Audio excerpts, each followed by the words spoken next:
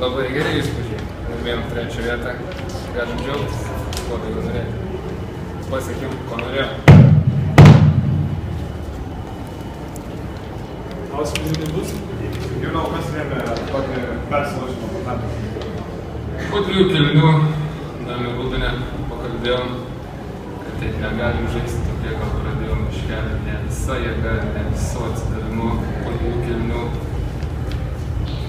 sakant, susėmėm ir pradėjom žaisti, kaip turim žaisti agresyviai, bėgti greitai, kaip sakant, užsidegėm truputėlį, gavom tokias liepsnelės, ir sugalvojom, žinom dėl ko žaisti, medalį dėl to stengiamės. Labai sunku praktiškai 7 žaisti. Na kaip, nelengva, aišku, rotacija yra mažesnė, bet, kaip sakant, tada kiekvienas turi daugiau įdėti, turi, kaip sakant, yra proga pasireikšti daugiau ir tokį šansą, kaip manau, kiekvienas žaidėjas išnaudoja ir atiduoda tai, kiek gali.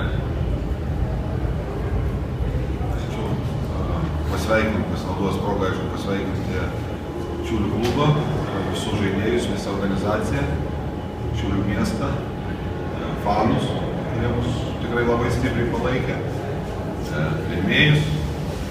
Antrą norėčiau padėkoti organizatoriam už puikų turnyrą. Tikrai aukšto lygio turnyras, geros sąlygos, viskuo esame patenkinti, o trečia, aišku, apie rungtynes, tai labai džiaugiamės, tikrai ilgai siekta pergalė, vadinkim taip, kad mums sezonas nesiklosto taip, kaip norėtumėm ir kaip galėtumėm žaisti. Ir ką vyrai patys sakė Rūbinei po šitų rungtynių, kad tikrai daug naudos davė šitas turnyras, ta taurė. Ir stengsimės nuo šitos vietos kabintis vis aukščiau ir nesustoti. Treneri daug kas pasigesdavo, kaip anksčiau būdavo Šiaulių komanda, tokia pupa, atrodo, ten merkavimas, kaip čia dabar kažkas tokio panašaus. Taip, aš manau, kad kaip bebūtų visos 3 rungtynės, mes atidavėm visas jėgas. Rezultatas yra vienas dalykas, bet mes bandėm šiek tiek kitaip per kitą prizmę žiūrėti. Mes nesiekėm tos šviesnentės, mes bandėm žaidėjom visai, kad tik tai tos pozityvius dalykus, kas liečia kovojimą.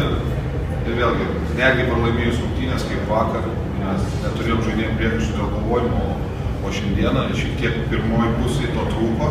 Ir aišku, abidvi komandos buvo pavargusios. Procentai tą rodo, sprendimai, klaidos tokios, tiek mes, tiek Juventus komanda atliko tokių sprendimų, kur jau matėsi nuovargis. Ir gerai, kad mums tą nuovargį pavyko užmiršti, perlipti, gal taip galima sakyti. Treneri, pajutai sporto rūmų palaikymą? Taip. Labai, sakau, kaip minėjau, dėkau fanam mūsų ir kitiems žmonėms, ne vien tik mūsų fanų grupė, kuri palaikė mus. Labai džiaugiamės ir aišku, tai duoda šiek tiek daugiau atsakomybės ir rungtynių metu, kai jauti, kad palaiko vis daugiau žmonių, tai tas išėjo į naudą. Treneri, žvelgiant perspektyvą, turbūt vietoj lygos, ką reikia spirti, ar ne? Leiskit pasidžiaugti.